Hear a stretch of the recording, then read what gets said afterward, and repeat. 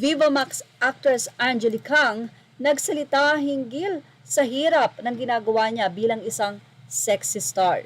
Sa naging interview kay Angeli ni multimedia star Tony Gonzaga sa Tony Talks nitong nakaraang linggo, dito na nga may mga isiniwalat si Viva Max sexy stars Angeli Kang na nakakaramdam umano siya ng pananamantala kapag gumagawa sila ng mga sexy scenes.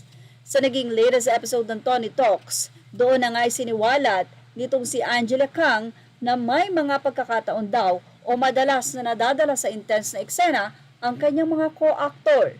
Aniya may times na habang naka-plaster, natatanggal yung plaster kasi tumitigas, tas bago pa mag-take yung direktor, habang nagkakaroon ng scene after mag-take, ay hinahalikan pa rin daw ang nasabing sexy star.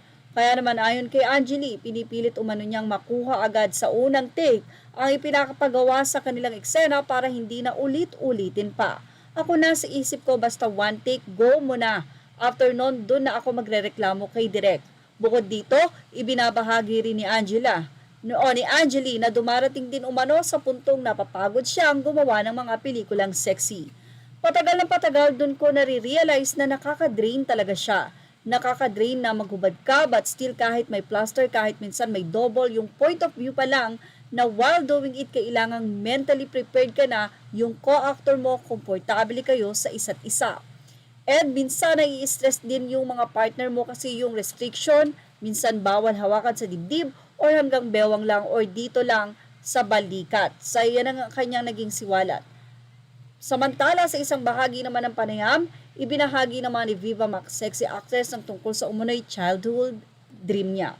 Well, kaya siguro maraming mga sexy stars din ang medyo tumigil na dito at kahit hindi na nga sila nagkakaroon ng project ay huminto na.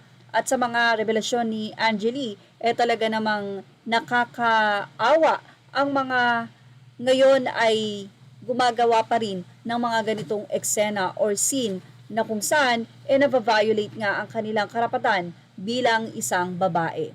Wala naman yatang inaatasan pang law about dito, pero ayon kay Angeli, may mga bahagi naman daw o part na bawal ang ganito. Kaya mahirap pa rin sa editing ang mga eksena. So, kailangan pa rin gawin, pero yun nga yung sa part na yun na kahit may plaster ayon kay Angeli, nadadala talaga sa eksena, kaya naman ito ang kanyang medyo kinatatakutan. Anyway, yan nga ang ating showbiz snap update. Ano ang masasay niyo about dito? Ilagay na ang opinion sa ating comment section.